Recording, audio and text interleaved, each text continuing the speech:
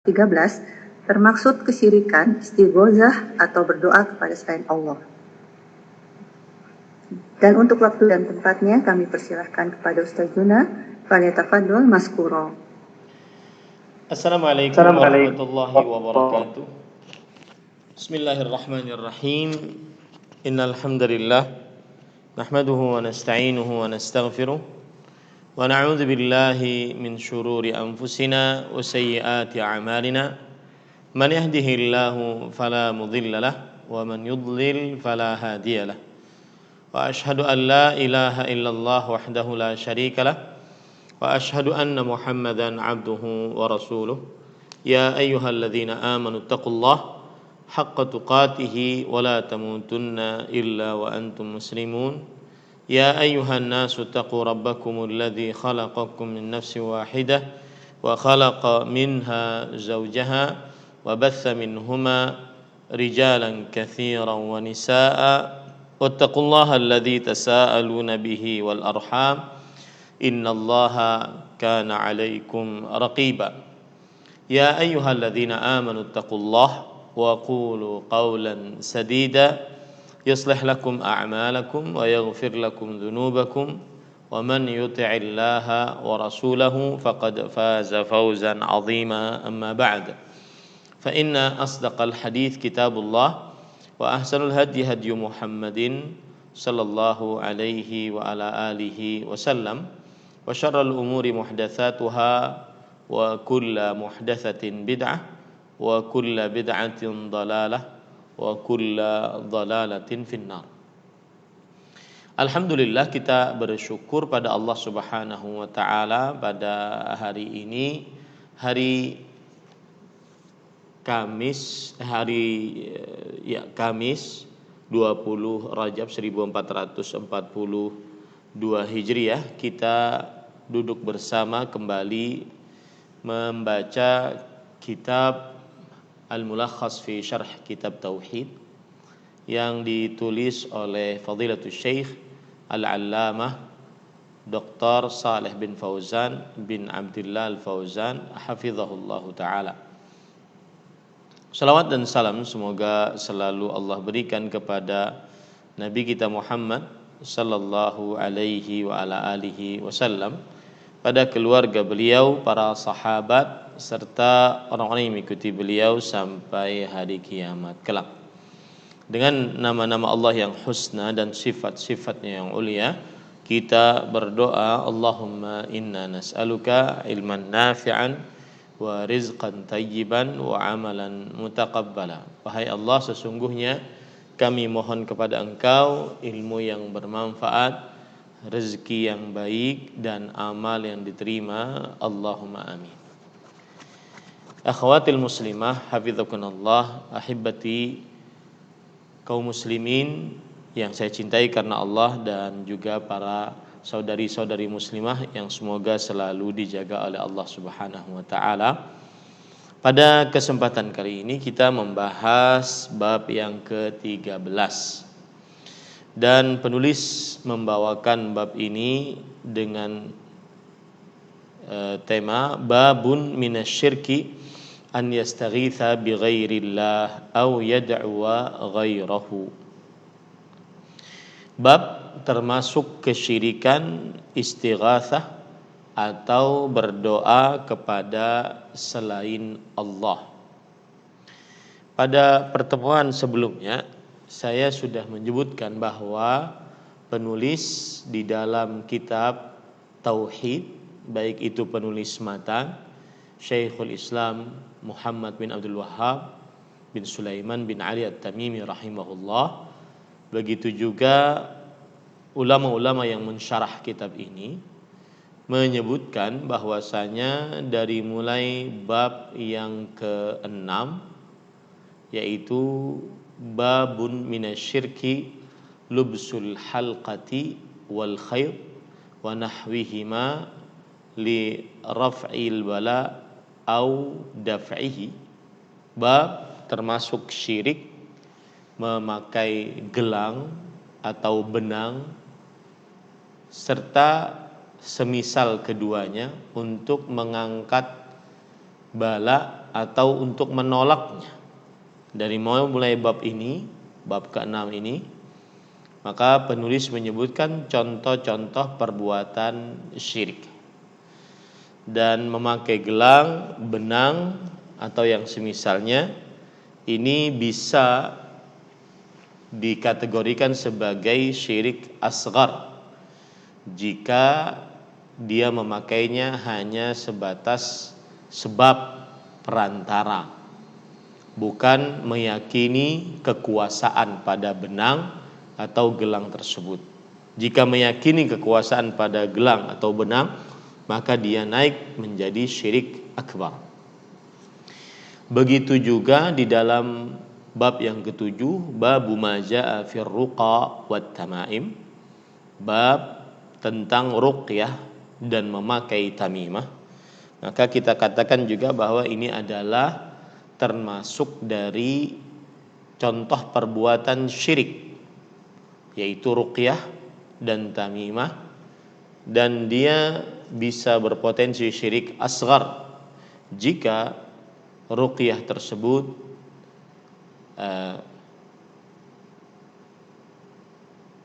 diyakini hanya sebatas sebab perantara, bukan dia yang berkuasa. Jika jimat tersebut diyakini hanya sebatas sebab perantara, bukan jimat yang berkuasa, dan naik ke syirik akbar apabila dia meyakini bahwa ruqyah, tamimah, wada'ah dan yang semisalnya dari jimat-jimat sebagai yang berkuasa. Kemudian bab yang ke-8 yaitu bab bertabarruk dengan pohon atau bebatuan. Ini juga bisa berpotensi syirik asghar, kecuali jika diyakini pohon, bebatuan tersebut bisa berkuasa, mengatur, mencipta, maka baru naik menjadi syirik akbar. Di bab yang ke-9 yaitu bab menyembelih untuk selain Allah, maka ini juga contoh perbuatan syirik, dan ini syirik akbar. Jadi 3 dari 6, 7, 8 syirik kecil dan bisa naik syirik akbar sesuai dengan niatnya. Adapun untuk yang ke-9 yaitu menyembelih untuk selain Allah, maka dia syirik akbar, ya. Karena memalingkan ibadah kepada selain Allah Subhanahu wa taala. Adapun untuk bab yang ke-10 yaitu babu la yuzbahu lillah bimakanin yuzbahu fihi li ghairillah. Bab tidak disembelih hewan untuk Allah di sebuah tempat yang pernah disembelih di dalamnya untuk selain Allah. Ini bisa dikatakan tidak syirik asghar, tidak syirik akbar, akan tetapi dia bisa menghantarkan kepada perbuatan syirik akbar. Maka dia mengurangi tauhid. Dia sebagai pintu, ya. Nah, ini adalah bab yang ke-10. Adapun bab yang ke-11 bernazar untuk selain Allah, ini syirik akbar. Ya, ini syirik akbar. Kemudian bab yang ke-12 pada pekan yang lalu kita pelajari, ini isti'adzah bi ghairillah. Termasuk perbuatan syirik adalah meminta perlindungan kepada selain Allah. Maka ini syirik akbar. Nah, pada kesempatan kali ini bab yang ke-13, bab termasuk kesyirikan, istighatsah atau berdoa kepada selain Allah. Ini termasuk kesyirikan, maksudnya adalah syirik akbar, ya, syirik akbar. Jadi babnya ini penulis ingin menjelaskan bahwa beristighatsah kepada selain Allah termasuk syirik akbar, mengeluarkan pelakunya dari agama Islam.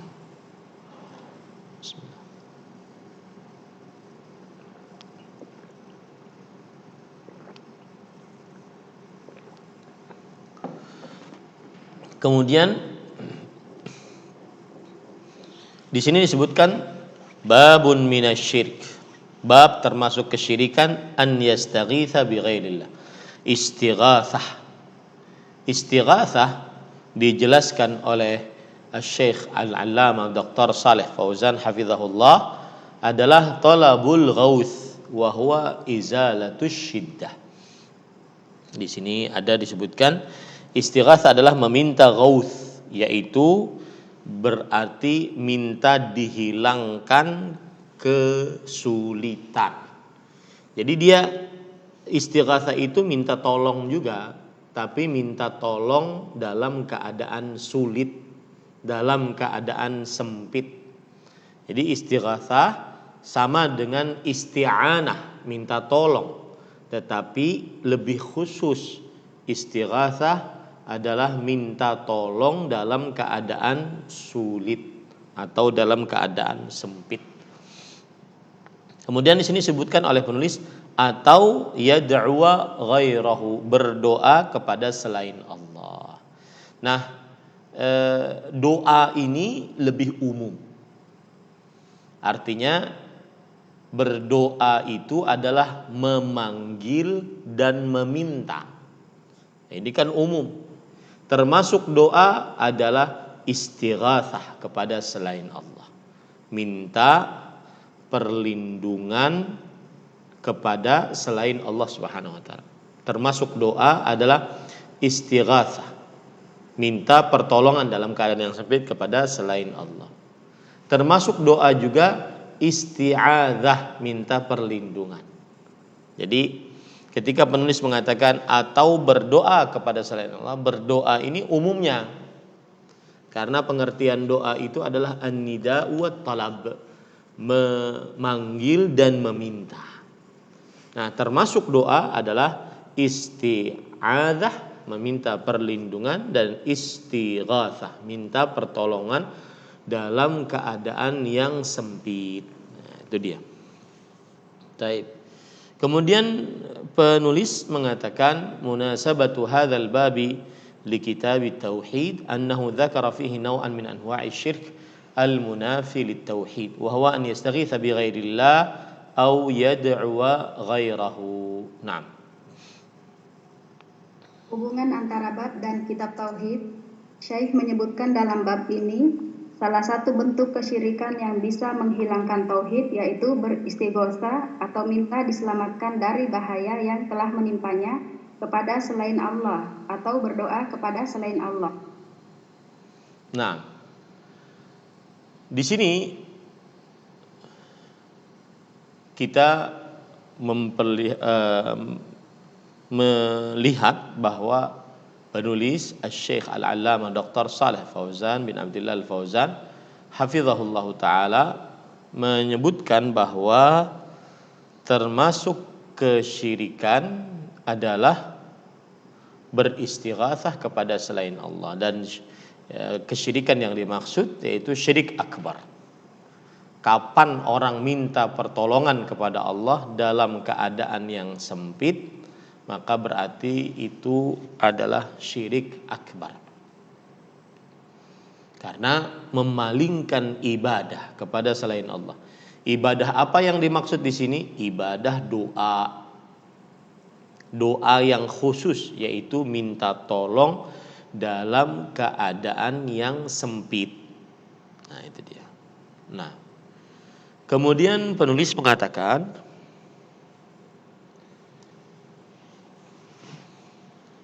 al-ma'na al-ijmali lil ayah.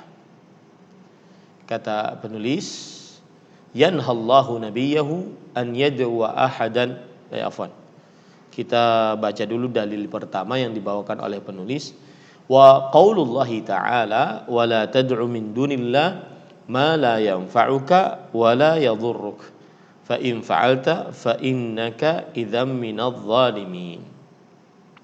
Yang artinya firman Allah Subhanahu wa taala, dan janganlah engkau memohon kepada selain Allah yang tidak dapat memberi manfaat, tidak pula mendatangkan bahaya kepadamu. Jika engkau mengerjakan hal itu, sesungguhnya yang demikian itu engkau termasuk, sesungguhnya dengan demikian engkau termasuk sebagai orang-orang yang zalim. Makna ayat adalah yanhallahu nabiyahu an yadwa ahadan min sairil makhluqin al-ajizin an isalin naf'i wa daf'idh dhar thumma yubayyinu lahu hukmahu law furida an da'a ghairallah bi annahu yakunu hina idzin minal musyrikin wa hadzal nahyu 'amun li jami'il ummah. Nah, makna ayat secara global, Allah melarang nabinya dari berdoa kepada seorang pun dari makhluknya yang tidak bisa mendatangkan manfaat dan menolak bahaya. Kemudian Allah Ta'ala menerangkan kepadanya hukumnya, seandainya beliau sampai berdoa kepada selain Allah, maka jadilah beliau termasuk orang-orang musyrikin. Larangan ini berlaku umum bagi semua umat. Ya, di sini Allah Subhanahu wa taala melarang siapa? Nabi Muhammad sallallahu alaihi wasallam untuk berdoa kepada selain Allah. Kenapa dilarang berdoa kepada selain Allah? Karena selain Allah lemah, tidak bisa memberi manfaat, menahan mudarat. Maka pokoknya al-khaliqu li hadhihi al-asya' huwa al-mustahiqqu lil ibadah.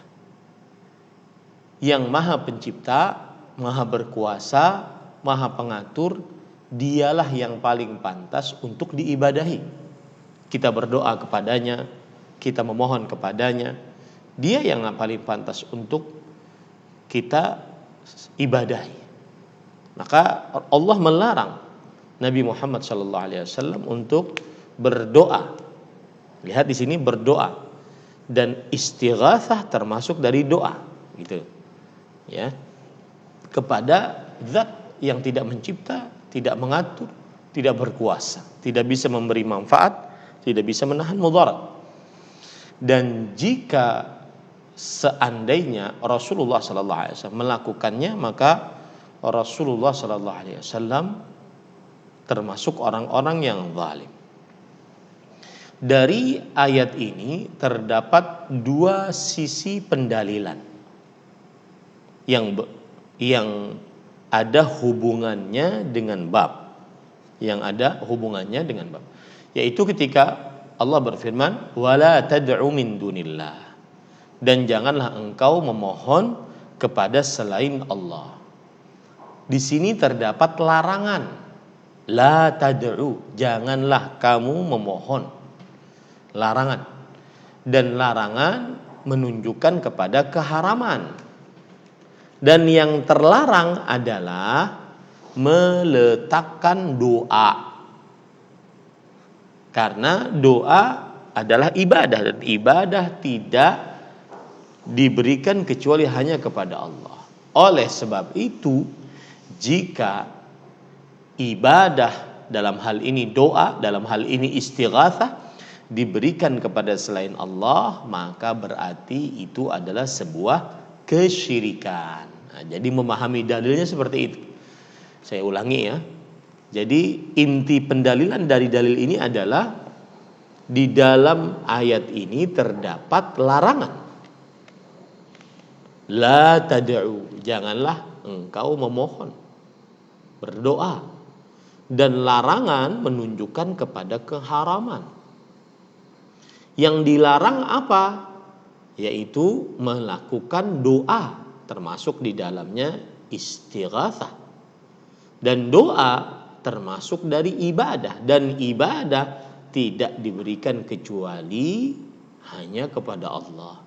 Maka jika dijadikan ibadah, doa, istighatsah kepada selain Allah, dia adalah syirik akbar. Nah, itu sisi pendalilan dari ayat ini. Sisi pendalilan dari ayat ini yang kedua adalah ketika Allah berfirman, fa innaka idzan fa in fa'alta fa innaka idzam minadh zalimin. Yang artinya, jika engkau mengerjakan hal itu, Sesungguhnya dengan demikian engkau termasuk sebagai orang-orang yang zalim. Orang-orang yang zalim maksudnya adalah orang-orang musyrik. Nah, ini sisi pendalilan yang kedua. Siapa yang beristighatsah kepada selain Allah, maka termasuk orang yang musyrik. Kenapa demikian? Karena kesyirikan adalah kezaliman yang paling besar. Maka siapa yang berdoa, beristighatsah kepada selain Allah, maka sungguh dia telah syirik. Di situ sisi pendalilannya. Nah, kita baca hubungan antara ayat dan bab. Munasabatul ayati lil bab anna fiha an-nahyu an du'a'i ghairillah wa annahu syirkun yunafi tauhid. Nah. Hubungan antara ayat dan bab. Ayat ini melarang dari berdoa kepada selain Allah dan bahwa hal itu termasuk kesyirikan yang bisa menghilangkan tauhid. Nah, akhawatil muslimah hafizakunallah, hubungan ayatnya adalah sebagaimana sudah saya sebutkan tadi. Hubungan ayat itu sama dengan sisi pendalilan, yaitu di dalam ayat ini terdapat larangan berdoa kepada selain Allah dan larangan menunjukkan kepada keharamannya adalah berdoa kepada selain Allah. Dan berdoa kepada selain Allah berarti beribadah kepada selain Allah, karena doa bagian dari ibadah. Apabila ibadah diberikan kepada selain Allah, maka itu adalah kesyirikan. Nah, kemudian penulis mengatakan ma yustafadu minal ayah anna du'a ghairillahi syirkun akbar. Nah, faedah ayat yang pertama, bahwa berdoa kepada selain Allah adalah syirik besar. Ya, dan doa itu macam-macam.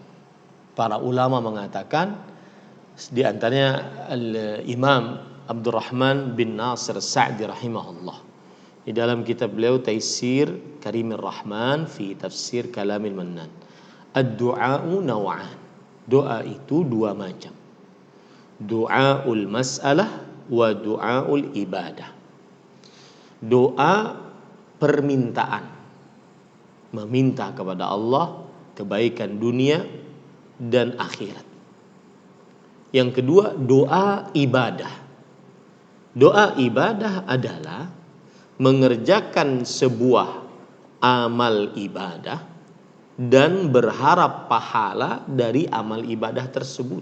Ini disebut dengan doa ibadah. Seperti orang baca Quran, kemudian dia berharap dari membaca Al-Qurannya itu mendapatkan pahala, maka berdoa membaca Al-Quran disebut dengan doa ibadah.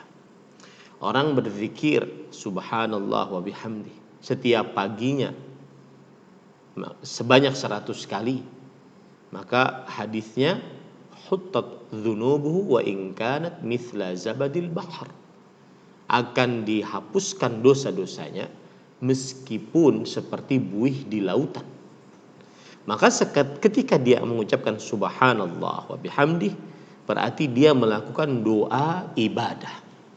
Nah, baik doa masalah permintaan atau doa ibadah, dua-duanya jika dilakukan untuk selain Allah, maka syirik akbar. Syirik akbar. Ini ahibati hafizakumullah ta'ala. Baik. Kemudian yang kedua adalah anna aslahan nas law da'a ghairallahi sara minadh dhalimin ayil musyrikin fa kaifa bi ghairihi. Nah. Yang kedua, bahwa orang yang paling solih sekalipun seandainya berdoa kepada selain Allah, maka menjadilah ia termasuk orang-orang yang zalim, yakni musyrik. Maka bagaimana dengan selain beliau? Ini maksudnya adalah Nabi Muhammad sallallahu alaihi wasallam. Orang yang sayyidu waladi Adam, pemimpin anak Adam, sayyidul muttaqin wal mursalin, pemimpin orang-orang bertakwa, para rasul, Khalilullah, apabila melakukan kesyirikan maka termasuk orang syirik. Bagaimana orang-orang di bawah beliau. Artinya kesyirikan itu terkadang tidak terasa dilakukan. Jadi jangan menganggap dirinya kemudian lepas dari kesyirikan. Tidak boleh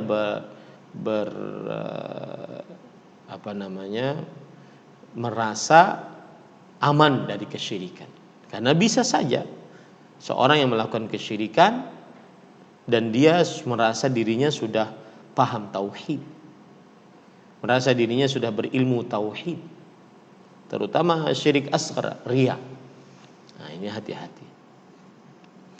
Nah, yang ketiga yaitu bayanu ajzi alihatil musyrikin wa butlani ibadatiha. Nah. Yang ketiga, menjelaskan kelemahan sembahan-sembahan orang-orang musyrikin dan kebatilan peribadahan kepada sembahan-sembahan tersebut. Nah,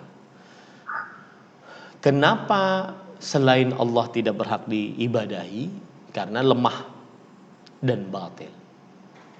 Itu jawaban. Kenapa sih kamu ini tidak menyembah kecuali hanya kepada Allah? Karena hanya Allah yang maha kuat, maha kuasa, maha pencipta. Kenapa tidak menyembah Yesus, salib, sapi, patung, berhala? Karena mereka adalah makhluk yang lemah, tidak mencipta, bahkan mereka makhluk ciptaan, tidak dapat menolong bahkan untuk diri mereka sendiri, tidak mendengar doa dan tidak mengabulkan doa. Meskipun itu malaikat, meskipun itu para nabi, orang-orang saleh, wali-wali Allah, wali kutub, wali badal, wali kelas, nggak bisa nolong. Ya, ini para ikhwan yang dirahmati Allah, karena mereka makhluk sembahan, makhluk ciptaan. Nah,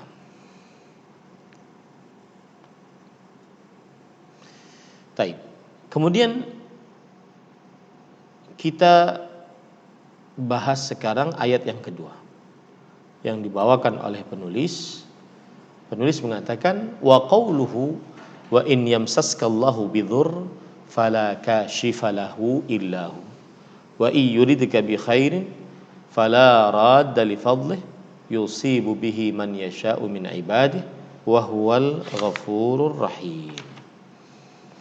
Yang artinya firman Allah Subhanahu wa taala, dan jika Allah menimpakan suatu bahaya kepadamu, tiada yang dapat menghilangkan suatu bahaya itu kecuali Dia. Sedangkan jika Dia menghendaki suatu kebaikan untukmu, tidak ada yang dapat menolak karunia-Nya. Dia memberi kebaikan itu kepada siapa saja yang Dia kehendaki di antara hamba-hambanya. Dan Dialah Allah, Tuhan yang Maha Pengampun lagi Maha Penyayang. Quran surat Yunus ayat 107. Nah, saya baca makna ayatnya. Penulis mengatakan al-ma'na al-ijmali lil ayah yukhbiru ta'ala annahu al-mutafarridu bil mulki wal qahri wal 'ata'i wal man'i wal dhaf'i wad dharri wan naf'i duna ma siwa. Fayalzamu min dzalika an yakuna huwal mad'u wahdah al-ma'budu wahdah duna ghairihi mimman la yamliku li nafsihi dharran wala naf'an fadlan an yamlikahuma li ghairihi. Nah, ayat secara global, Allah Ta'ala mengabarkan bahwa Dia bersendirian dalam kekuasaan, penaklukan, pemberian atau penahanan, mendatangkan bencana atau manfaat. Tidak ada selainnya yang bisa melakukan hal itu. Maka hal tersebut mengharuskan hanya Allah Jalla yang diseru dan disembah satu-satunya, bukan selainnya yang tidak bisa mendatangkan manfaat dan bahaya bagi dirinya sendiri, lebih-lebih menguasai manfaat dan bahaya untuk orang lain. Makna dari dalil ini adalah menjelaskan bahwa Allah Subhanahu wa taala memerintahkan kepada manusia seluruhnya bahwa mencari Ini sebenarnya antara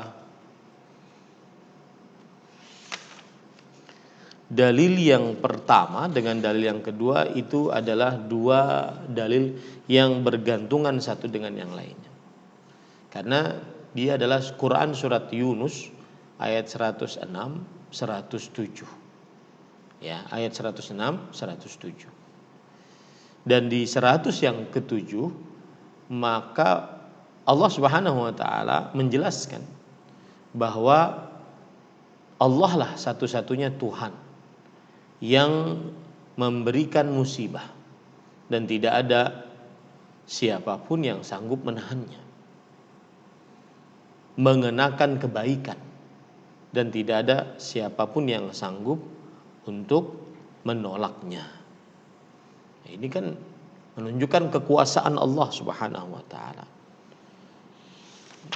Nah, lalu sisi pendalilan dari ayat ini adalah ketika Allah tadi berfirman dalam ayat tersebut, yaitu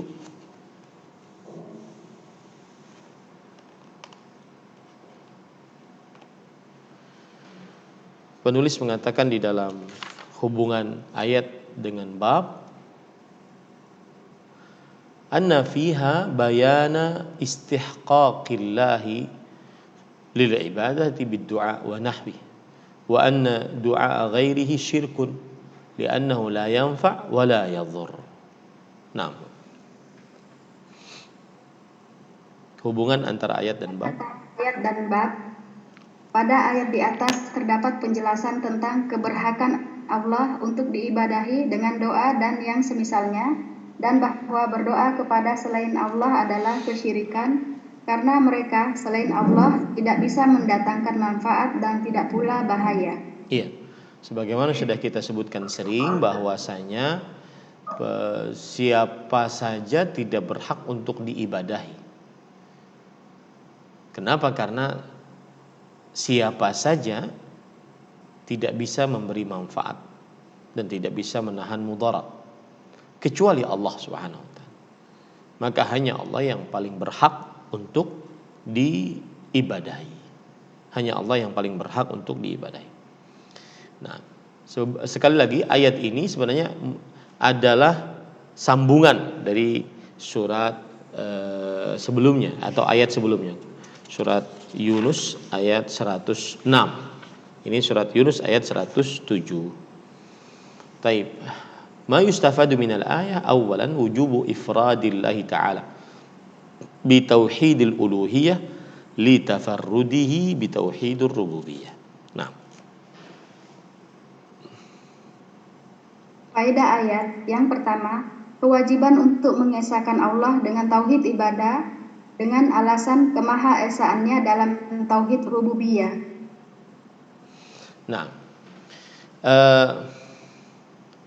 ada kaedah yang disebutkan oleh para ulama, yaitu ketika menjelaskan tentang tauhid rububiyah dan tauhid uluhiyah.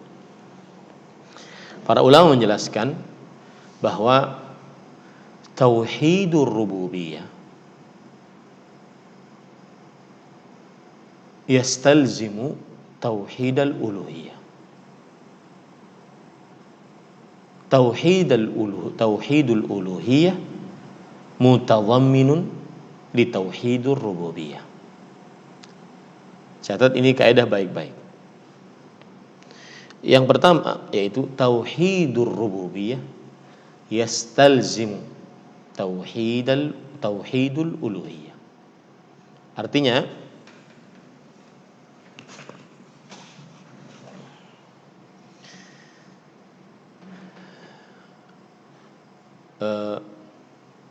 siapa yang meyakini Allah satu-satunya yang maha kuasa, maha pencipta, maha pengatur, maka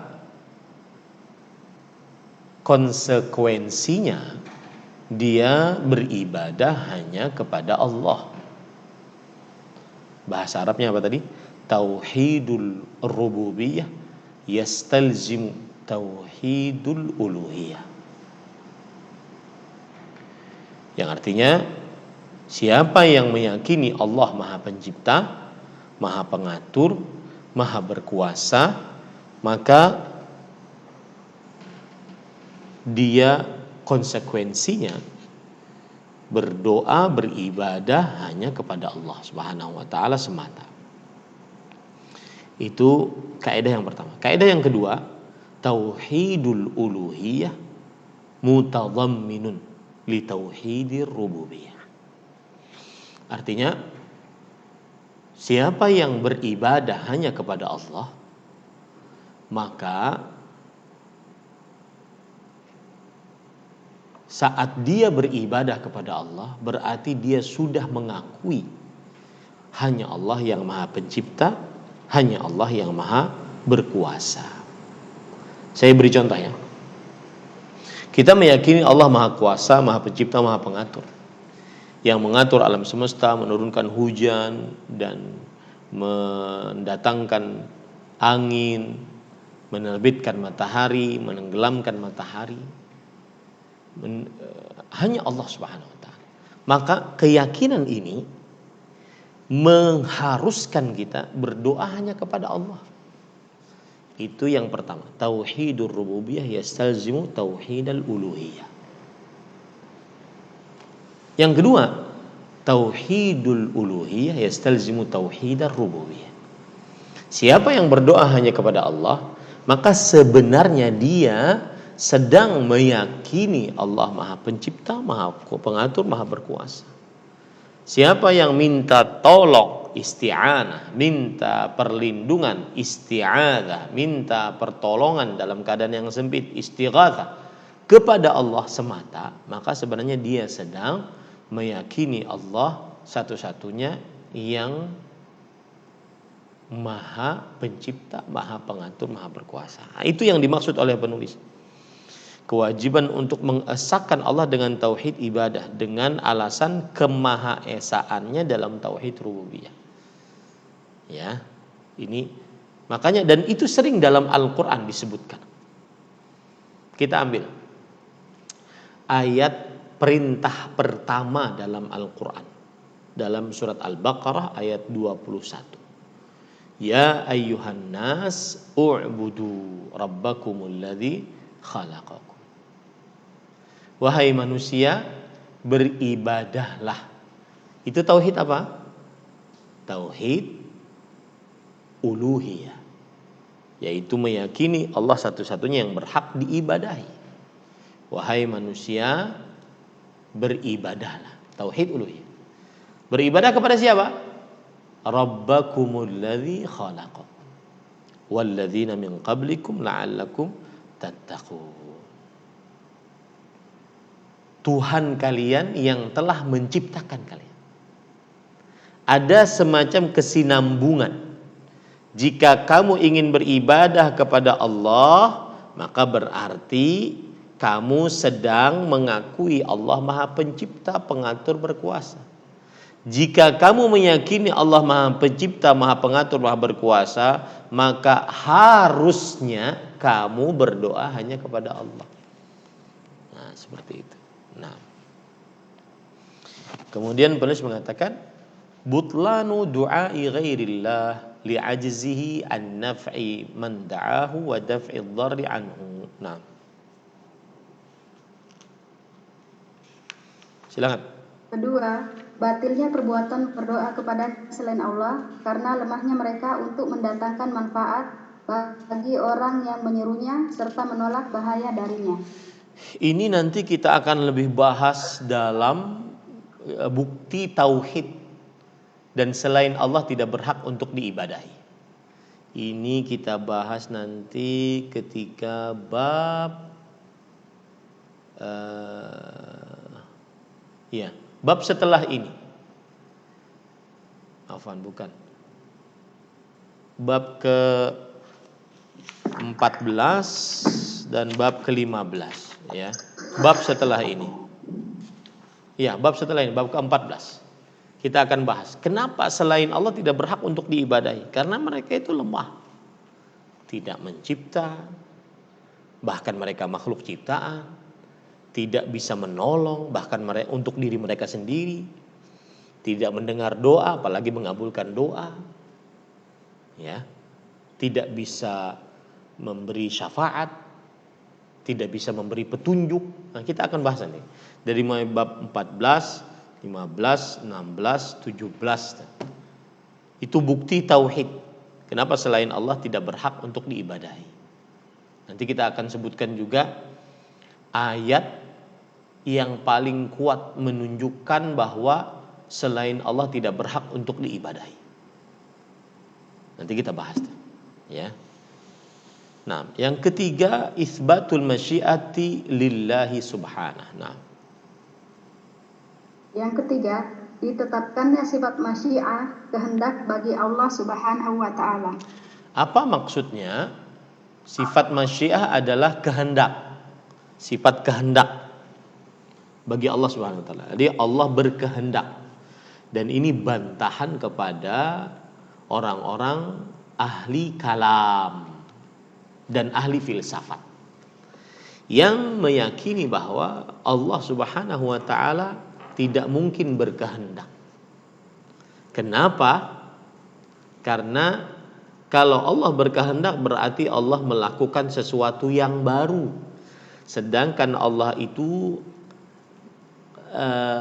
qadim, lama, azali, yang sudah dari awal ada, dan Allah tidak mungkin mengerjakan sesuatu yang baru. Maka ketika itu kita bantah bahwa Allah berkehendak.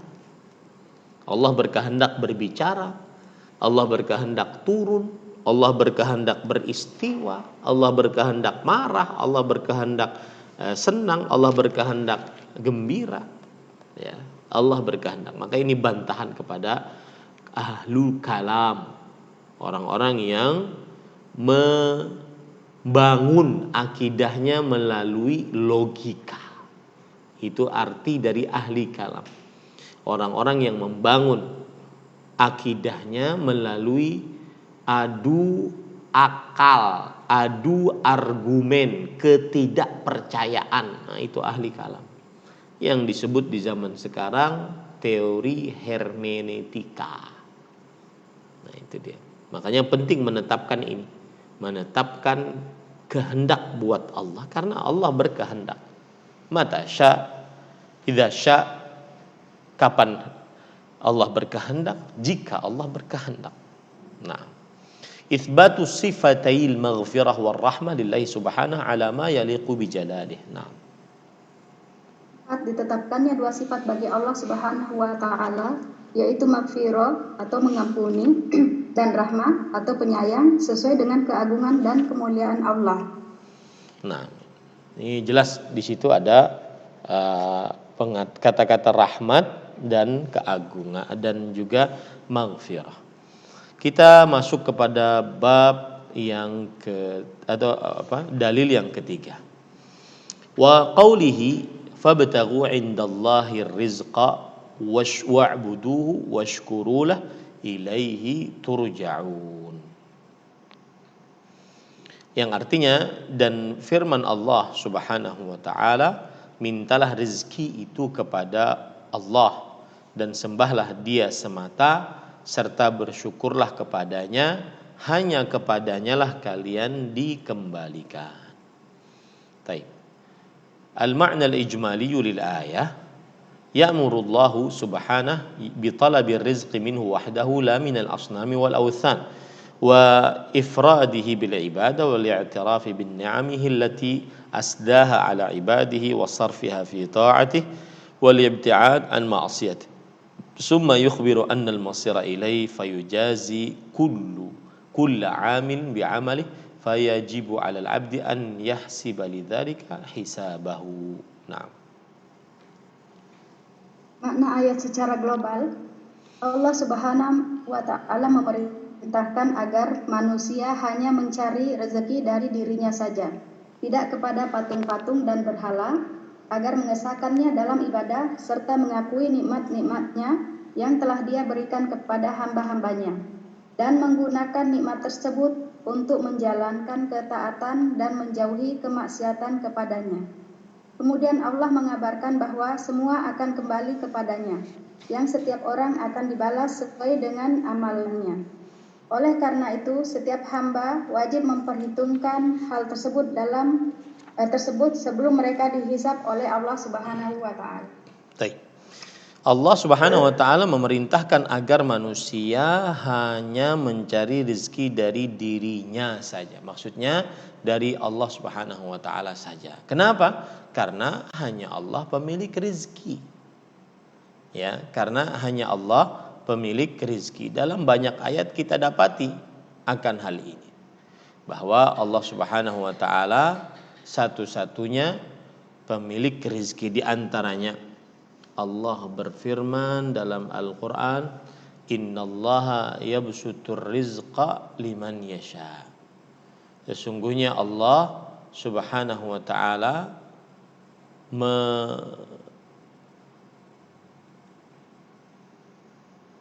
memberikan rezeki kepada siapa yang dikehendakinya. Itu disebutkan oleh Allah dalam surat Al-Isra ayat 30. Kemudian juga dalam ayat yang lain, Allahu yabsutur rizqa liman yasha. Allah melapangkan rezeki bagi siapa yang dikehendakinya. Kemudian juga Allah berfirman dalam ayat yang lain dalam surat Al-Ankabut ayat 62. Allah yabsutur rizqa liman yasha'u min ibadihi. Allah melapangkan rezeki bagi siapa yang dikehendakinya dari hamba-hambanya. Dalam surat Ar-Rum ayat 37 Allah juga berfirman, awalam yarau annallaha yabsutur rizqa liman yasha wa yaqdir. Apakah kalian tidak memperhatikan bahwa Allah melapangkan rezeki bagi siapa yang dikehendakinya dan membatasinya. Dalam surat Saba ayat 36 Allah juga berfirman, qul inna rabbi yabsutur rizqa liman yasha wa yaqdir walakin aktsaran nasi la ya'lamun. Katakanlah wahai Muhammad, sesungguhnya Allah Tuhanku melapangkan rezeki bagi siapa yang dikehendakinya dan membatasinya, akan tetapi kebanyakan manusia tidak mengetahuinya. Ini banyak ayat yang menunjukkan akan hal itu. Ya, hampir 10-an ayat Allah Subhanahu wa taala pemilik rezeki, maka mintalah rezeki kepada Allah. Ya. Begitu juga Allah berfirman dalam ayat yang bentuk lain, yarzuqu.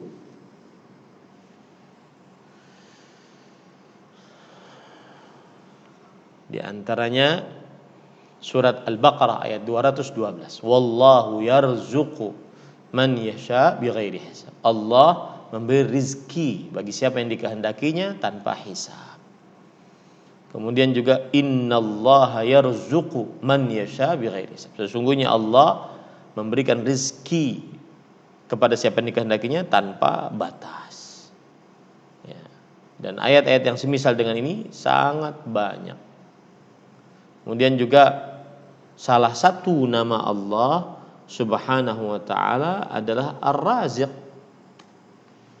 Ar-Raziq. Salah satu nama Allah Subhanahu wa taala.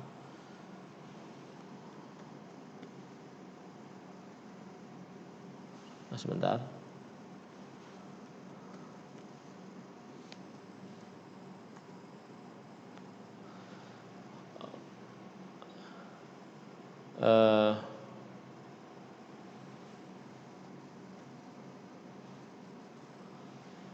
Dengan meyakini Allah adalah pemberi rezeki, maka kita akhirnya jadi tenang. Saya itu pernah baca riwayat menarik sekali tentang rezeki,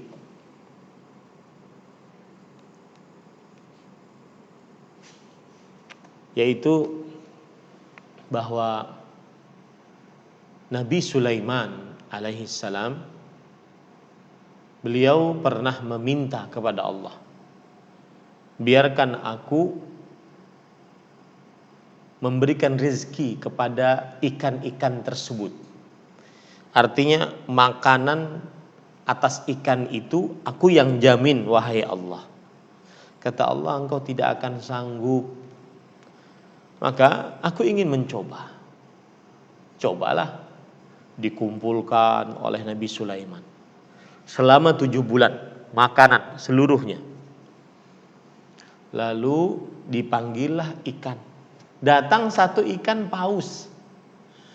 Apa tuh namanya? Megalodon kah atau ikan paus yang terbesar? Ya. Datang, itu makanan yang dikumpulkan selama 7 bulan hanya 1 kali suap. Habis. Sedangkan itu baru 1 ikan. 1 ikan ini jumlahnya banyak, belum spesies ikan-ikan jenis-jenis lain. Maka pada saat itu Nabi Sulaiman alaihi salam benar-benar meyakini Allah Subhanahu wa taala yang maha kuasa. Ya, yang maha kuasa dan maha pemberi rezeki, tidak ada selain Allah Subhanahu wa taala. Jadi jangan takut masalah rezeki. Karena kita berhadapan dengan zat yang rezekinya luas, khairur raziqin. Ya, Allah Subhanahu wa taala yang maha pemberi rezeki, ar-raziqin.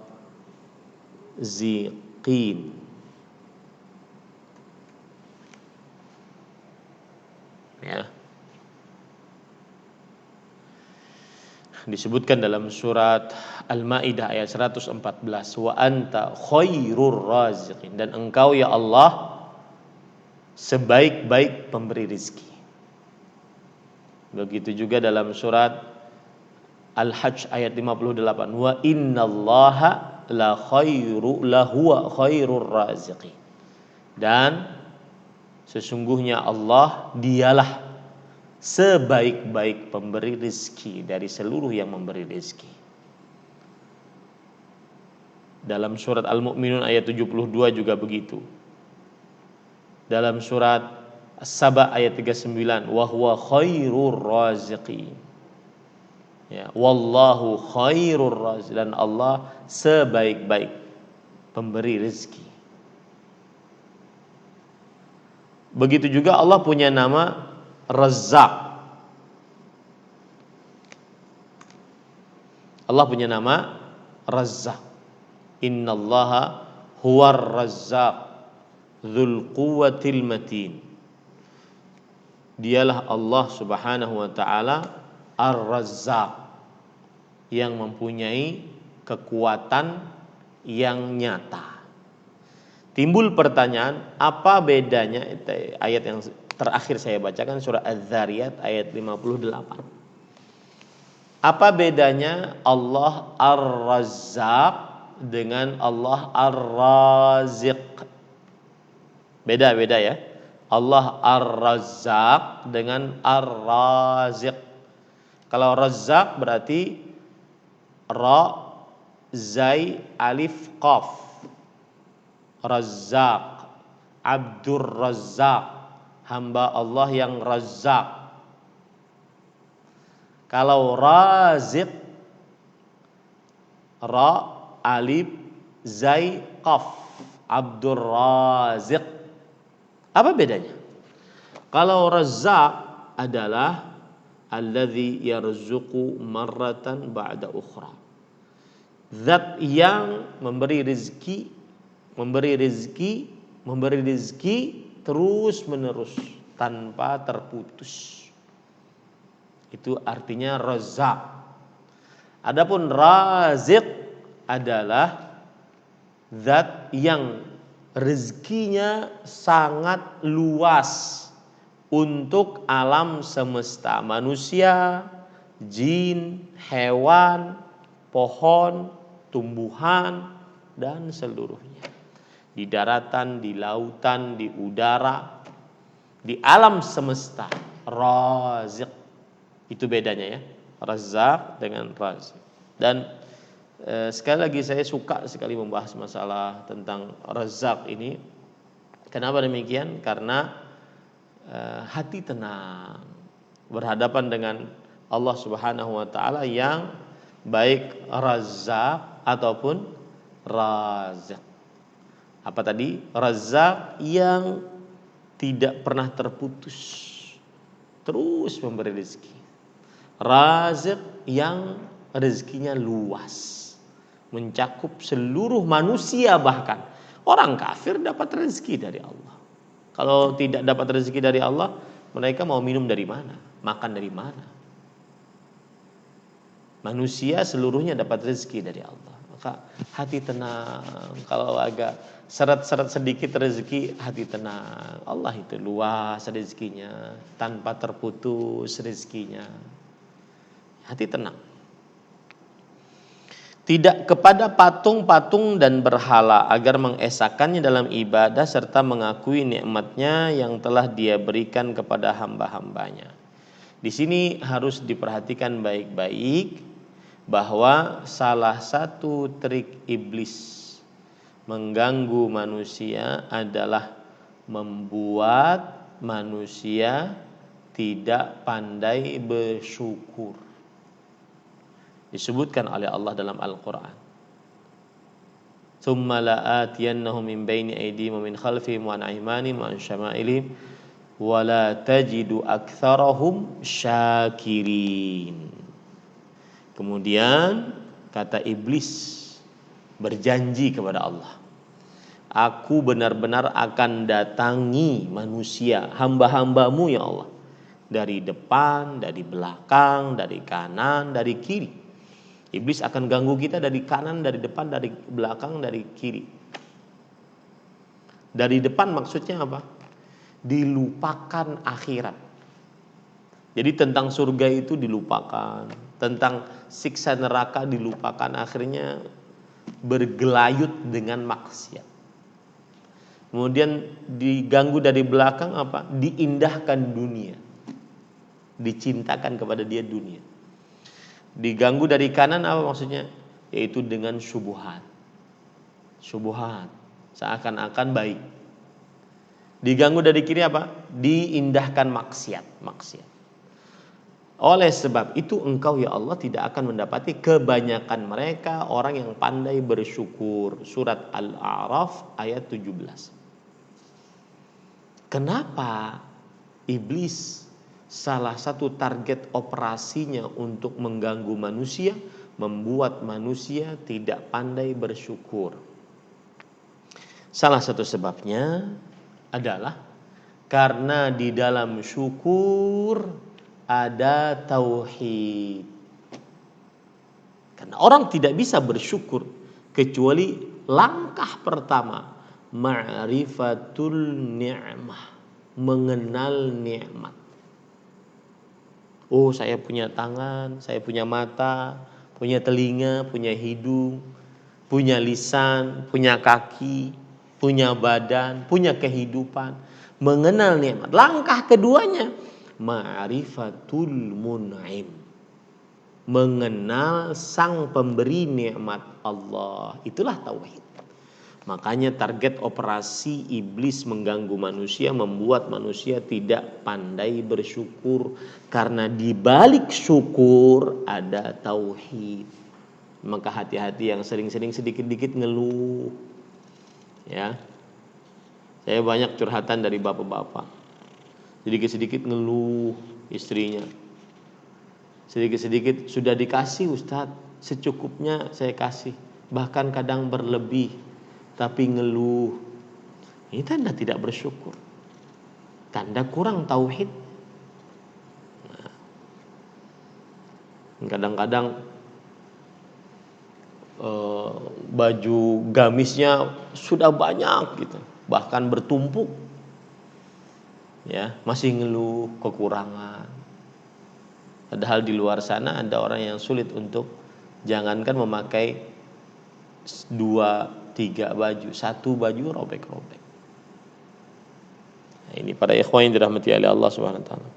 Dan kebanyakan, catat baik-baik gitu, tulis dan jadikan status di media sosial.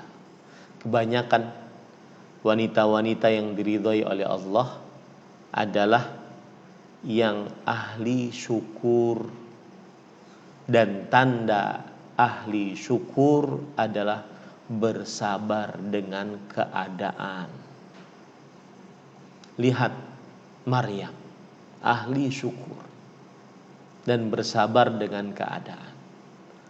Lihat Asia, ahli syukur dan bersabar dengan keadaan. Lihat Khadijah, ahli syukur dan bersabar dengan keadaan. Lihat Aisyah yang pernah bercerita, kami melihat bulan purnama, kemudian datang bulan purnama yang kedua, kemudian yang ketiga, berarti hampir 3 bulan. Bulan purnama. Ma uqida fi buyuti azwajin Nabi sallallahu alaihi wasallam nar. Tidak pernah dinyalakan di rumah istri-istri Rasul sallallahu alaihi wasallam api. Tidak ada yang bisa dimasak.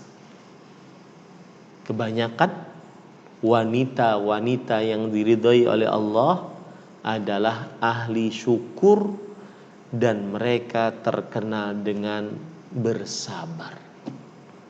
Karena sabar mendatangkan syukur. Atau kebalikannya, syukur mendatangkan sabar. Nah, dan saya berpesan, ini menarik.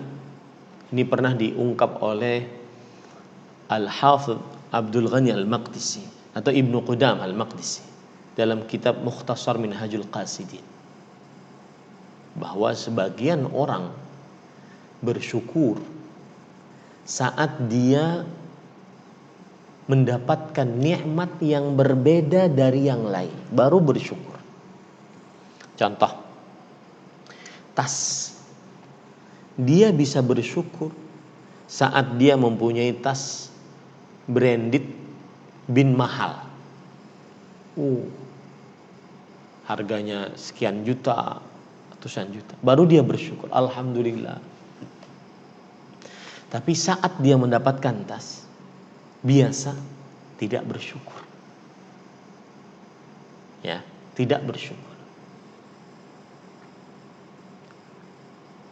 Ini kenapa? Karena dia menganggap bahwa nikmat yang harus disyukuri adalah hanya nikmat yang khusus dibandingkan yang lainnya. Contoh paling mudah kata beliau, nafas. Sebagian besar orang tidak bersyukur. Kapan dia bisa bersyukur? Ini terutama yang penyintas COVID-19. Mudah-mudahan kita dijauhkan dari Allah, dari penyakit tersebut. Kapan dia bersyukur? Ketika dia merasakan mahalnya bernafas. Ya. Kapan para lelaki bersyukur? Ketika dia mempunyai motor besar. Alhamdulillah Ustaz, sekarang sudah punya motor. Dulu ketika dia cuma punya motor biasa, bahkan mungkin jadul atau cuma sepeda, tidak bersyukur. Sebagian besar manusia bersyukur hanya saat mendapat nikmat yang khusus. Sedangkan nikmat yang umum hampir semua manusia mendapatkannya kurang disyukuri. Ya. Sebagian manusia, ini saya sering katakan kepada para lelaki. Sebagian laki-laki kadang-kadang bersyukur kalau sudah beristri 2, 3, 4. Alhamdulillah Ustaz, sekarang sudah 2, sudah 3. Ketika dia beristri 1, dia jarang bersyukur. Coba Anda bayangkan wahai para lelaki, ini sampaikan kepada suami-suami Anda. Anda bayangkan wahai para lelaki, ketika Anda menjimaki istri Anda, bagaimana indahnya saat itu. Lalu Anda bayangkan para lelaki yang belum menikah, umurnya sudah ada yang seumuran dengan Anda. Merana dia saat kehujanan, kedinginan dia. Ini sebagian lelaki kurang bersyukur saat memiliki istri satu. Maka bersyukurlah.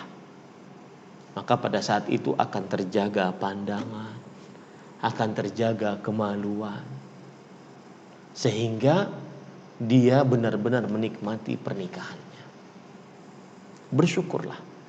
Ini saya ingin katakan karena sebagian orang bersyukur hanya saat mendapatkan nikmat yang khusus dalam hal apapun. Saat dia mendapatkan nikmat yang umum, hampir semua manusia mendapatkannya, dia tidak bersyukur. Ya, ini para ikhwan. Makanya ini rahasia kenapa para ulama salaf saleh dahulu ketika ada seorang yang mengadu kepadanya tentang kemiskinannya, kemudian dia mengatakan, kamu miskin, tuh matamu saya beli, mau nggak? Nggak mau. Tanganmu saya beli dengan sekian harganya, ratusan juta, mau nggak? Kakimu dengan ratusan juta bahkan miliaran, mau nggak? Nggak mau. Berarti kamu mempunyai triliunan, kok masih mengeluh? Nah itu, sebagian orang hanya bersyukur saat mendapatkan nikmat yang khusus.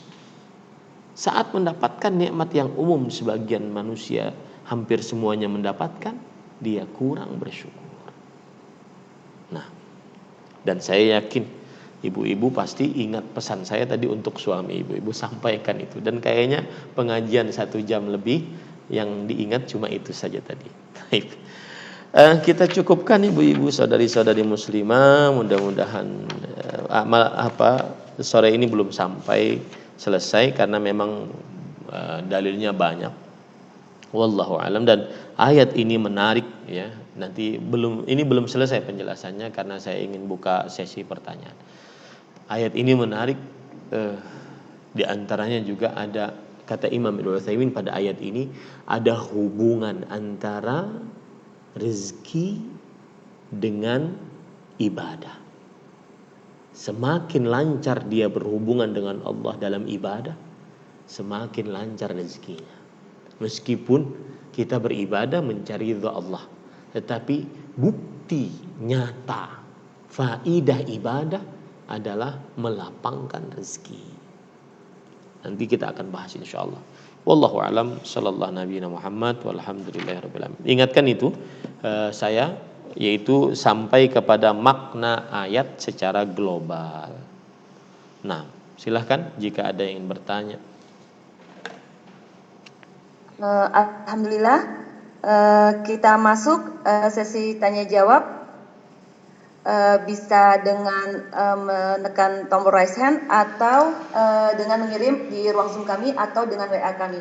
Di sini sudah ada Bunda Danu dan Ibu Erlina. Tafadholi Bunda Danu, silakan Ibu.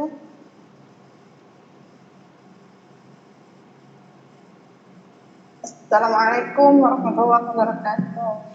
Assalamualaikum warahmatullahi wabarakatuh. Silakan Bu. Ustaz, ini mungkin di luar dari materi yang Ustaz sampaikan tadi, karena ini berhubungan dengan saya kurang paham dengan syariat ya, dengan diri saya.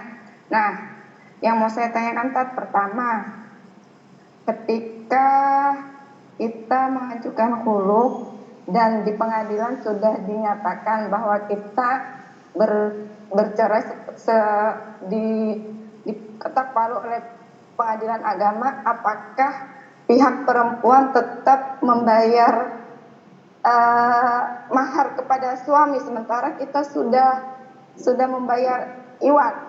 Yang pertama. Terus yang kedua, apakah dengan khuluf itu masih punya kesempatan untuk rujuk dengan mantan suami? Nah, sudah Bu. Sebenarnya Ustadz Afwannya ada sebenarnya yang benar-benar secara syariat itu saya tidak paham, tapi kalau saya ungkap di sini saya harus membongkar aib mantan suami, kayaknya enggak, maksudnya sahkah di lain waktu saya menanyakan langsung ke Ustadz gitu. Bisa Ibu, bisa, sangat bisa. Sangat bisa. Syukran, ini dulu. Soalnya ada memang yang benar-benar saya tidak paham apakah itu saya sudah melanggar syariat atau tidak, tapi dengan kondisi itu saya harus menceritakan aib dulu, jadi nggak bisa dibongkar di sini. Siap Ibu. Yang saya kan dua ini tak. Siap Ibu. Bismillah walhamdulillah ya Bu. Bismillah walhamdulillah wassalatu wassalamu ala Rasulillah wa ala alihi wa sahbihi wa man walah. Ini kajian syukur, kajian tauhid bias dengan talak. Tapi tidak mengapalah, karena ditanya ya. Yang pertama, iwad itulah yang disebut dengan pemberian mahar kembali. Jadi apabila sudah diberikan iwad, maka selesai. Sudah tidak bisa lagi suami untuk meminta mahar yang dia berikan. Kalau pengadilan sudah menentukan bahwasanya kamu karena menggugat cerai suamimu, maka bayarlah, maka itu disebut dengan iwad, dan itulah gantian dari mahar yang diberikan oleh suami kepada istri. Dan iwad ini tidak mesti harus dibayarkan seluruh mahar yang pernah diberikan oleh suami kepada istri. Ya, tidak mesti. Tetapi kesepakatan, dan sudah bagus dibawa ke pengadilan. Ya, sehingga pengadilan menentukan berapa iwadnya, dan itu adalah kenapa harus ke pengadilan, bukan ke ahli agama, karena hukum rujuk, talak itu harus ada hukum yang mengikat, sedangkan fatwa dari ustadz, dari kiai itu hanya sebatas advice, sebatas nasihat dan penjelasan hukum. Adapun keadaan yang mengikat di pengadilan, yang dengannya seorang perempuan benar-benar tetap terjaga sebagai istri dari seorang lelaki atau sudah berpisah secara resmi, gitu. Kemudian apakah rujuk boleh setelah minta cerai? Artinya bolehkah rujuk setelah istri melakukan khulu', menggugat cerai suami? Kalau istri melakukan khulu', menggugat cerai suami, kemudian sang suami akhirnya mencerai atas permintaan istri, itu berarti terjadi khulu'. Dan jumhur ulama mengatakan bahwa annal khul'a taqa'u bihi talqatun ba'inatun. Artinya khulu mengakibatkan talak ba'in. Talak ba'in maksudnya sang istri jika menggugat cerai suaminya lalu terjadi perceraian, berarti perceraian itu secara khulu', maka sang istri tidak bisa dirujuk oleh suaminya kecuali sang istri menikah dengan laki-laki lain dengan ridha. Lalu setelah itu baru jika ingin bercerai dengan laki-laki yang kedua dan menikah lagi dengan suaminya yang pertama, baru diperbolehkan. Ya, makanya saya nasihatkan kepada para perempuan, jangan lekas-lekas menggugat cerai kecuali karena kesalahan besar yang berkaitan dengan akidah atau ibadah atau akhlak. Adapun permasalahan-permasalahan yang berkaitan dengan muamalah, maka jika bisa diperbaiki. Ya, jika bisa diperbaiki. Saya beri contoh, misalkan sang istri bekerja, sang suami memerintahkan untuk berhenti bekerja, sang istri sebenarnya mau berhenti bekerja, tetapi karena ada keperluan membantu ibu, membantu adik, membantu, akhirnya tidak bisa taat kepada suami, sedangkan suami sendiri tidak bisa bantu dan semisalnya. Maka ini permasalahan muamalah. Maka pada saat itu dibicarakan baik-baik, jangan sudahlah kita bercerai saja, saya talak, saya minta yang gugat cerai dan semisalnya. Ya. Maka saya nasihatkan jangan terlalu tergesa-gesa menggugat cerai. Apalagi kadang-kadang memanas-manasi suami. Ayo talak aku kalau ikam wane, talak aku. Maksudnya kalau bahasa Banjar gitu ya. Ayo cerai kalau berani, cerai. Habis dicerai seminggu nangis. Nah ini hati-hati ya. Jadi suaminya dia panas-panasin, dan suaminya juga nggak bisa dipanas-panasin. Akhirnya terjadilah yang terjadi. Padahal permasalahannya hanya kenapa membelikan nasi goreng padahal yang diminta adalah martabak. Artinya itu kan permasalahan yang remeh-temeh gitu loh. Nah, taib, silahkan. Hilang sudah tauhid kita dan syukur kita hilang tadi. Dengan gara-gara, tapi tidak mengapa saya tidak mempermasalahkan itu. Yang jelas sudah ditanya. Nah, silahkan. Nah, Ustaz. Ada pertanyaan ini, Ustaz. Wanita adalah makhluk yang kurang bersyukur, namun bila kita mempunyai pasangan hidup yang selalu marah-marah saja, tidak ada perbuatan dari istrinya yang dinilai benar di mata suami. Semua salah dan selalu ditekan dengan kata-kata yang tidak pantas. Dan pasangannya tetap diam, tidak pernah membantah dan tidak menjawab apapun. Sekarang sudah dalam kondisi sudah tidak kuat lagi. Apakah bisa dikatakan tidak bersyukur, Ustadz, dan kurang sabar? Karena wanita yang tidak pandai, yang seperti Ustadz tadi katakan, wanita yang tidak pandai bersyukur berarti wanita yang tidak bisa mencium wangi surga ya, Ustadz ya? Ya, sudah? Sudah, Ustadz. Bismillah, walhamdulillah, wassalatu wassalamu ala rasulillah wa ala alihi wa sahbihi wa man wala. Dari pertanyaannya terlihat kebingungannya apa yang ditanyakan. Maka jawabannya adalah apabila yang ditanyakan, makanya saya mereka-reka nih yang ditanyakan apa ya, karena pertanyaan lebih condong kepada curhatan daripada pertanyaan.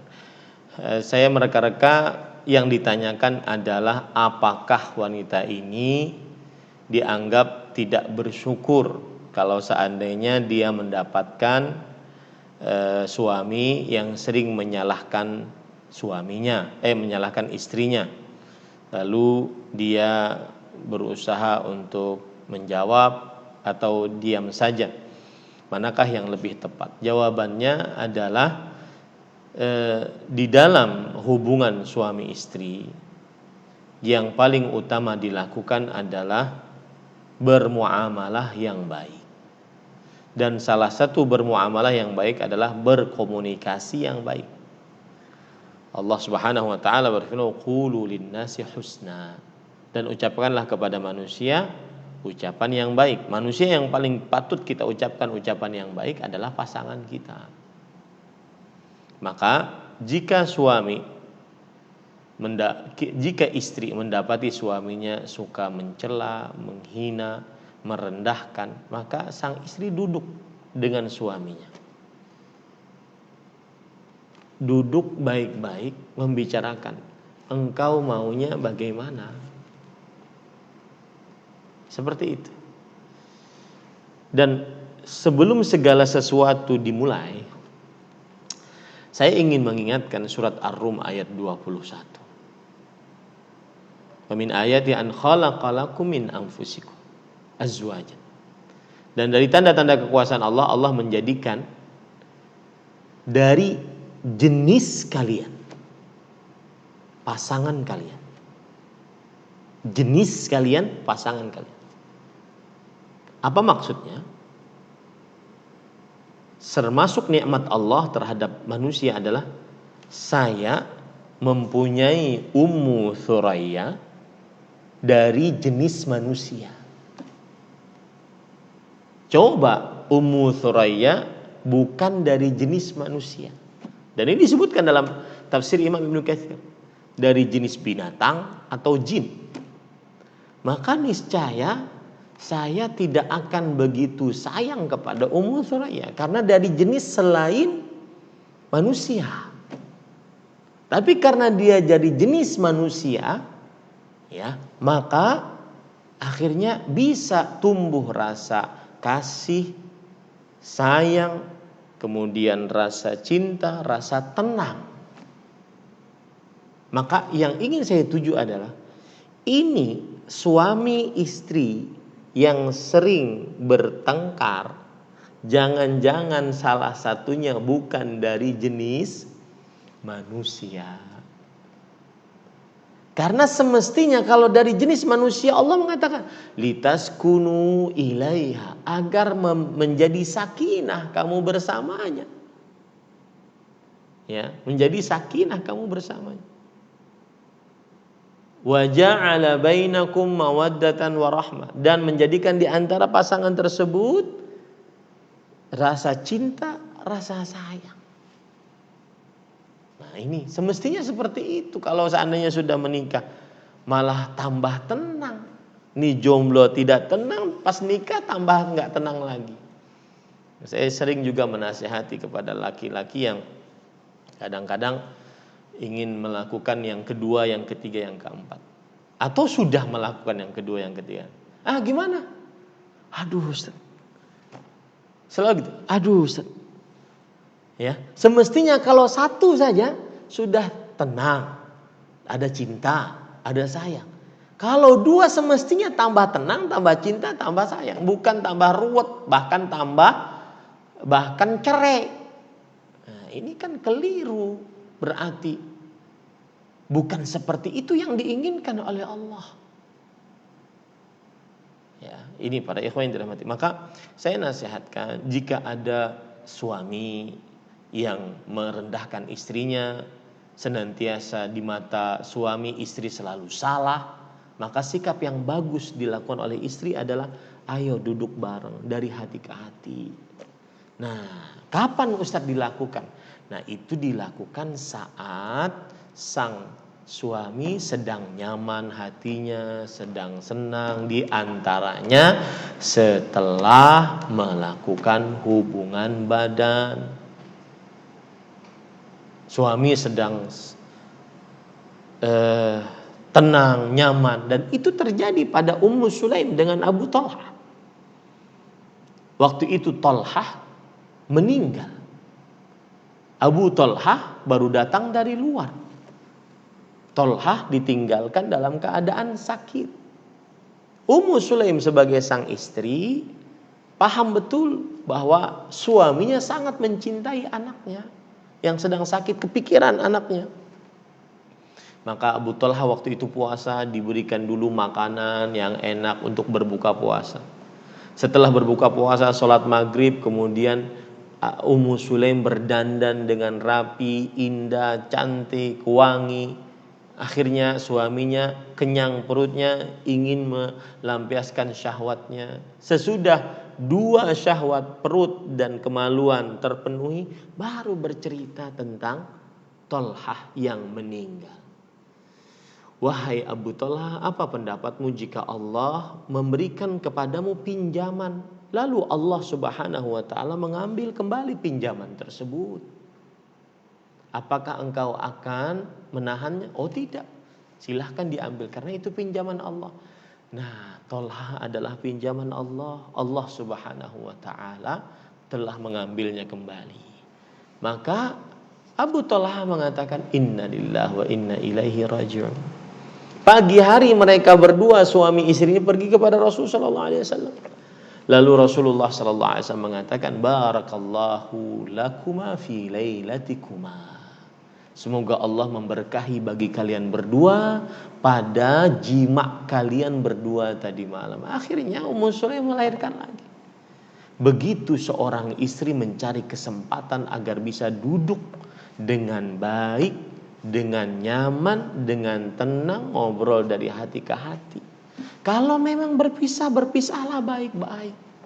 Kalau Mas tidak bisa menerima saya dari sebagai istri, maka kita berpisah. Ya mau diapakan? Saya pernah datangi oleh seorang lelaki. yang jamaah pengajian saya. Awalnya dia WhatsApp saya ladenin. Laki-laki, istri saya mau minta cerai Ustaz. Apa sebabnya? Oh, mulai selesai. Pas ketemu pengajian saya lihat. Saya juga nggak kenal orangnya. Saya lihat, Masya Allah, orang sugih, bungas, ya. Kalau seandainya dia mau minta cerai, ya sudah, mau diapakan orang mau minta cerai? Dia ada laki-laki lain Ustaz. Ya sudah, nggak bisa dipaksakan. Ya, kenapa? Karena al-qulub baina asbi'aini min asabi'ir rahman. Hati itu di dalam dua jari jemari Allah Subhanahu wa taala. Yuqallibuha kaifa yasha. Allah membolak-balikkan hatinya sekehendaknya. Artinya, kalau suami tadi memang tidak bisa sanggup hidup dengan istri seperti saya ini, ya, yang penuh di mata suami kekurangan, maka pada saat itu ya sudah, tidak mengapa. Memang berat bagi istri, tapi mau diapa dikata, karena menyandang status janda berat. Maka tapi mau dikatakan apa daripada dia selalu terpojokkan, dihina, dizalimi, ya. Dan Allah Subhanahu wa taala maha hikmah di dalam penciptaannya. Nah, itu jawaban ngalor ngidul karena pertanyaannya pun enggak jelas menurut saya. Wallahu a'lam. Naam.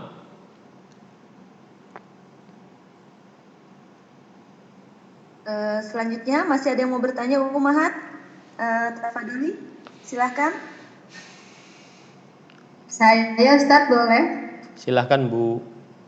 Assalamualaikum warahmatullahi wabarakatuh. Waalaikumsalam warahmatullahi wabarakatuh.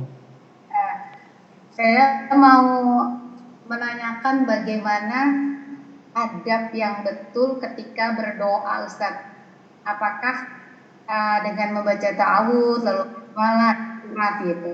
Terus apakah boleh mengatur gitu, misal sama Allah minta ya Allah misalnya punya anak di utara minta dipindahkan ke sini ya Allah dengan bla bla bla, boleh enggak seperti itu Ustaz? Itu saja pertanyaan saya. Barakallahu fiik, semoga Allah mensehatkan Ustaz. Assalamualaikum warahmatullahi wabarakatuh.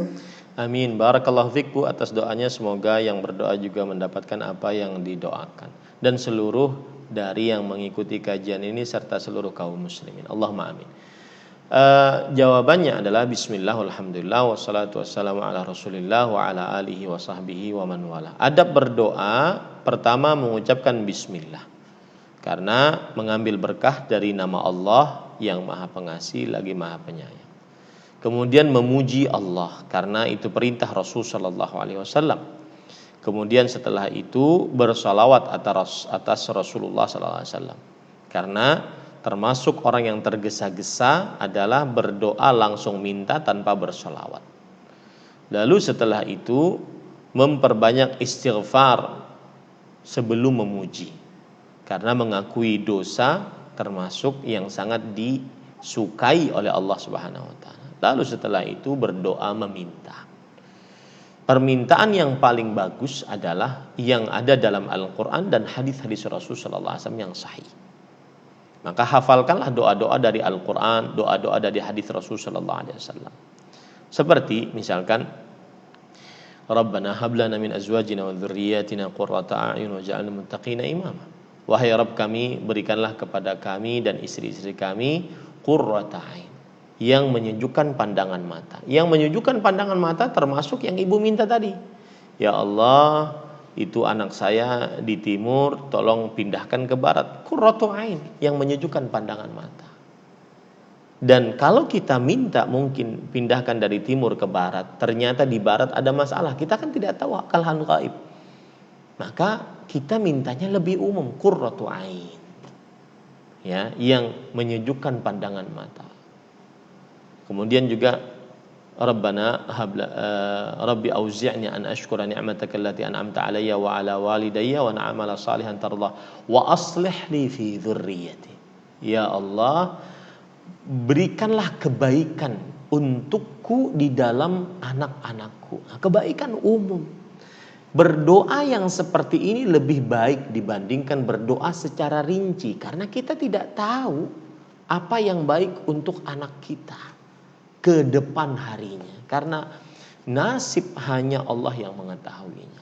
Makanya saya nasihatkan, berdoalah kepada Allah dengan doa-doa dari Al-Quran dan hadis dari Rasul Sallallahu Alaihi Wasallam. Meskipun boleh meminta secara khusus kepada Allah, tapi dijauhi permintaan yang terlalu merinci.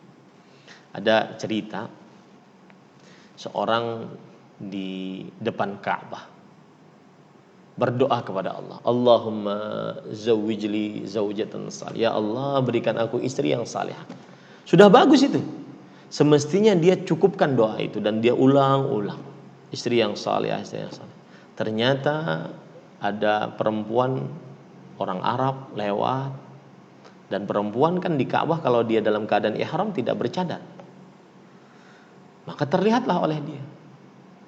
Maka sang laki-laki ini kemudian merubah doanya, ya Allah, kalau bisa seperti yang lewat ini. Nah ini terkadang yang lewat seperti ini tidak cocok untuk dia.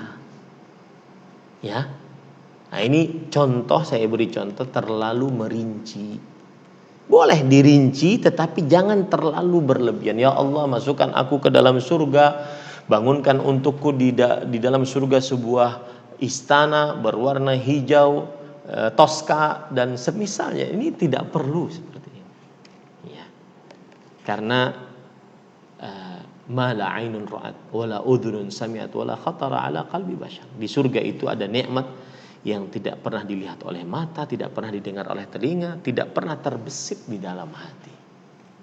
Maka berdoalah doa yang umum yang ada dalam Al-Quran, hadis Rasul Sallallahu Alaihi Wasallam, itu lebih utama dibandingkan terlalu merinci. Boleh minta permintaan tentang misalkan, ya Allah, kira-kira fulan ini cocok enggak untuk saya? Ya Allah, mudahkan anak saya masuk ke pesantren ini, berkahi dia. Boleh, tetapi terlalu merinci nanti, karena kita tidak tahu apakah cocok rincian kita untuk anak tersebut, untuk keperluan kita dunia akhirat atau tidak. Cukup kiranya Bu, wallahu a'lam. Nah,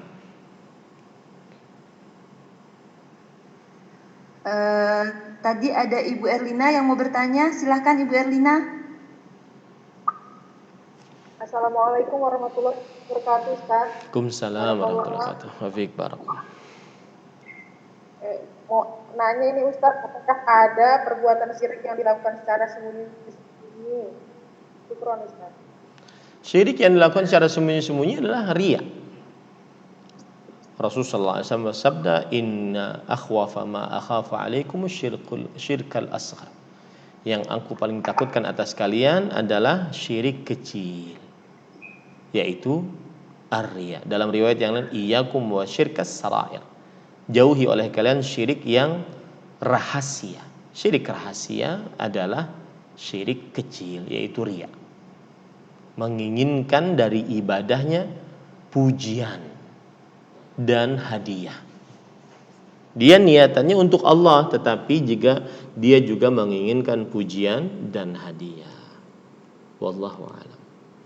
Cukup Bu, kita cukupkan kajian kali ini. Wallahu a'lam. Sallallahu nabiyana Muhammad walhamdulillahirabbil alamin.